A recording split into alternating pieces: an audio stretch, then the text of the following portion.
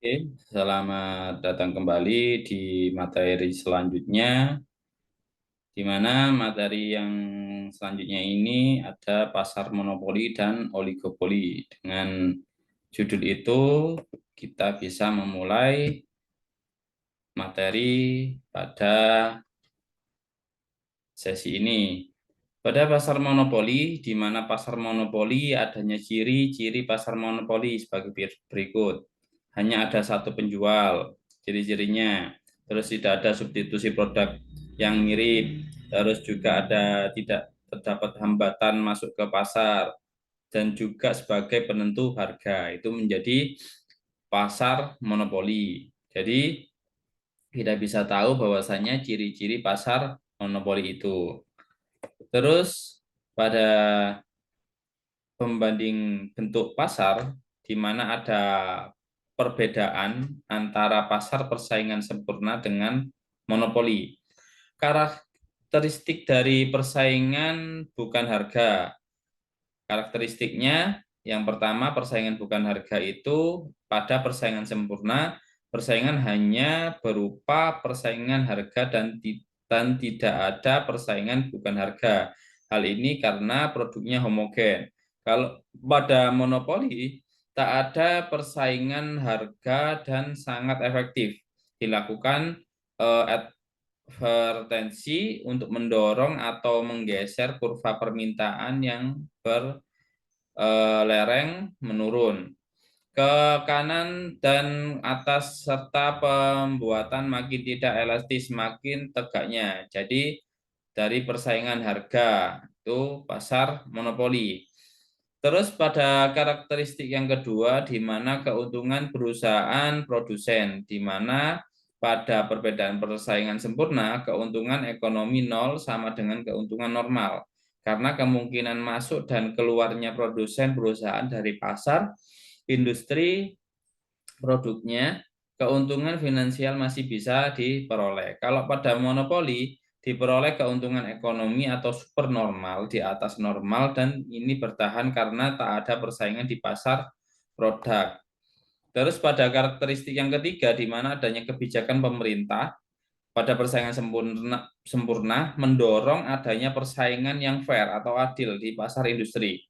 Kalau pada yang monopoli mencegah atau melakukan regulasi atas industri monopoli lewat pajak dan mungkin juga berupa pemilikan perusahaan oleh pemerintah. Itu perbandingan bentuk pasar. Oke, dari beberapa karakteristik. Dari kurva permintaan untuk perusahaan kompetitif dan perusahaan monopoli. Kurva permintaan perusahaan kompetitif pada A, di mana harga tetap, kuantitas bertambah. Tapi apabila kurva permintaan perusahaan monopoli, apabila harga naik, maka permintaan akan semakin turun. Oke, dari beberapa kurva ini kalian bisa tahu kurva permintaan dari perusahaan kompetitif dan kurva permintaan dari perusahaan monopoli. Terus pada permintaan total atau TR, silahkan Anda bandingkan bentuk kurva penerimaan total TR antara perusahaan dalam struktur pasar monopoli dan perusahaan dalam pasar persaingan. Apa yang Anda dapat dan simpulkan. Oke, dari ini nanti kalian bisa melihat bahwasanya dan kalian bisa membaca bagaimana kurva ini bisa dari kiri ke kanan atas, terus dari kiri kanan atas terus melengkung. Nah, itu kalian bisa menganalisanya. Terus dari hubungan MR dan elastisitas permintaan, apabila TR sama dengan P kali Q, MR sama dengan alfa P kali Q per alfa Q, atau elastisitas minus alfa P kali Q per alfa Q P per Q. Jika elastisitas lebih dari 1, maka MR atau marginal revenue positif. Terus apabila elastisitasnya sama dengan 1, maka MR sama dengan 0.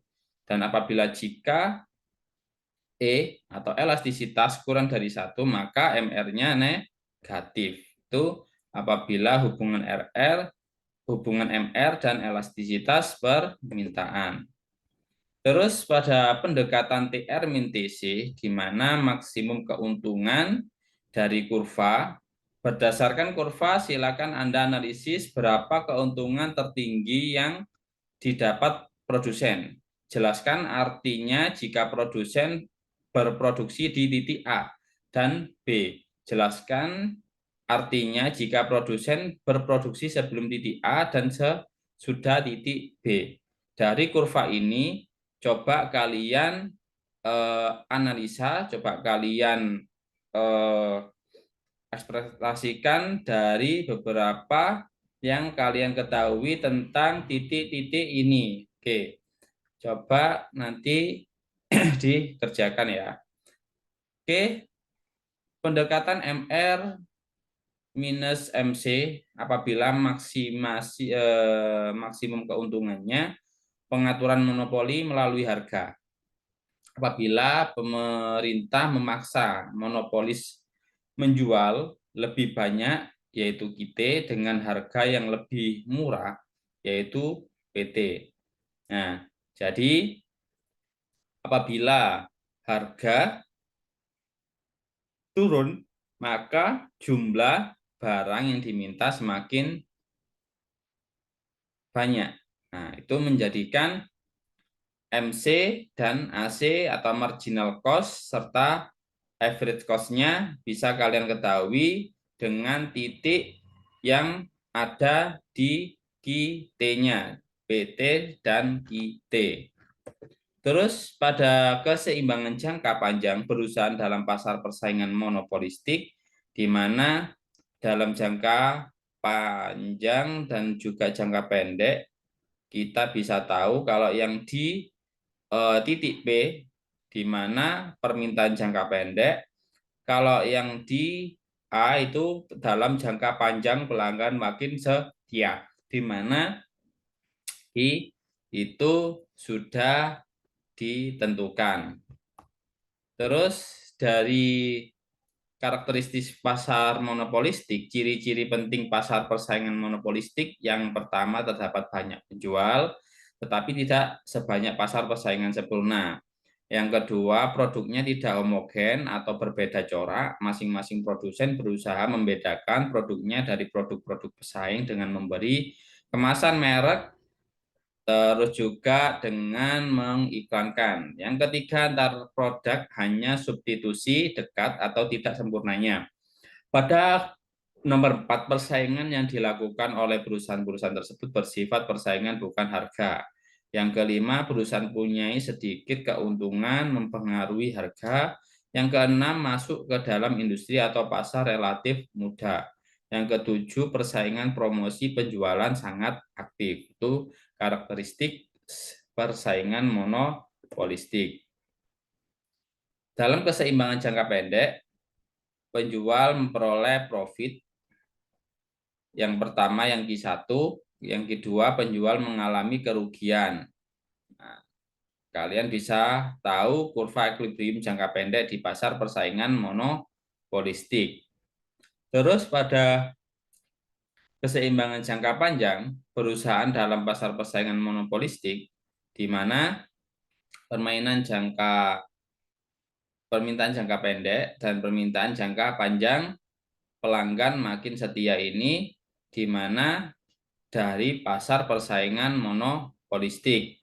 Oleh karena itu, apabila harga yang dipengaruhi, maka dalam jangka pendek kuantitas atau jumlah barang itu semakin sedikit. Tetapi kalau jangka panjang, nah, kenapa pelanggan semakin setia? Karena barang itu setiap hari dikonsumsi atau dilakukan. Terus selanjutnya yaitu duopoli, di mana yang menjual atau mengusahakan dua orang perusahaan penjual, sehingga setidaknya saling mempengaruhi. duopoli murni produknya sama, benar homogen.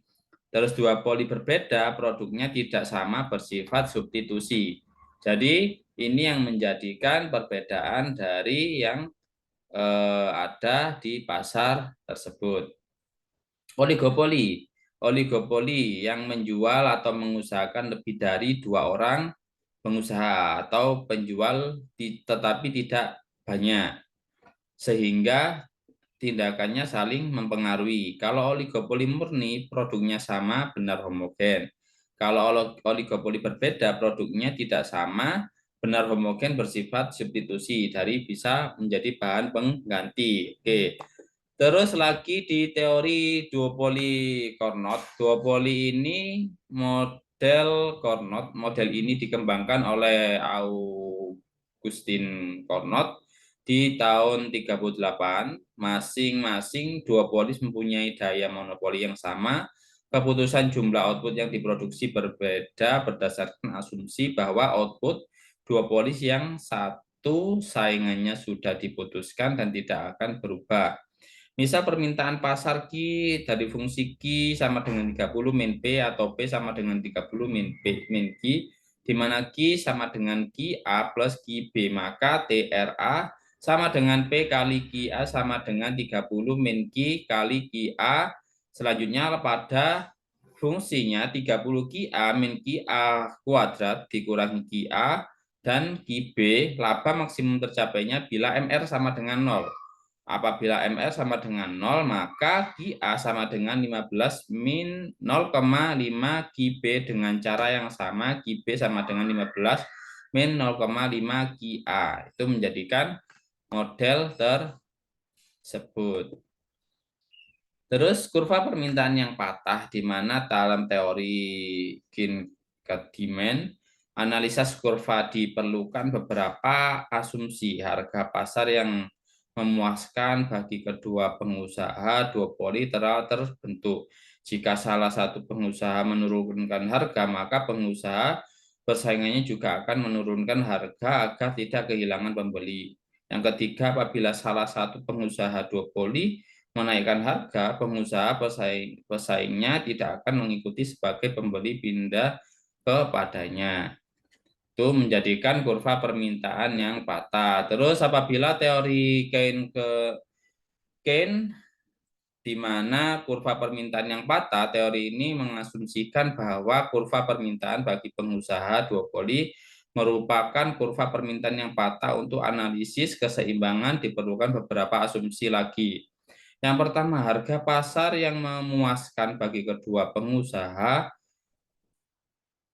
yang menjadikan atau bagi dua pengusaha duopoli telah terbentuk, misalnya P, apabila salah satu pengusaha duopoli menurunkan harga, maka pengusaha pesaingnya juga akan menurunkan harga agar tidak kehilangan pembeli. Yang ketiga, apabila salah satu pengusaha duopoli menaikkan harga, pengusaha pesaing tidak akan mengikuti kenaikan harga sehingga sebagai pembeli pindah kepadanya. Apabila itu terjadi, maka biasanya yang ketiga ini tetap dipertimbangkan. Oke, dari itu kalian bisa tahu dengan berapa kurva yang ada tadi. Terus pada oligopoli, di mana independent action, kegiatan antar pengusaha tidak ada ikatan, closure-nya kegiatan antar pengusaha ada ikatan, ada yang sempurna dan imperfect closure. Terus pada independent action, di mana ada oligopoli dan oligopoli yang dibedakan, di mana apabila harga yang ditentukan itu bisa berpindah terus, maka yang dibedakan dengan harga itu di mana dari MR ke M2, dari MC ke AC, itu menjadikan independent action yang dilakukan. Oleh sebab itu kita harus tahu di mana pasar yang akan kita lakukan di situ. Oke, untuk dari sesi ini sekian. Terima kasih sudah mendengarkan dan juga sudah memberikan apa namanya nantinya analisis kalian supaya bisa mengetahui bahwasanya bagaimana bisa membaca tentang analisis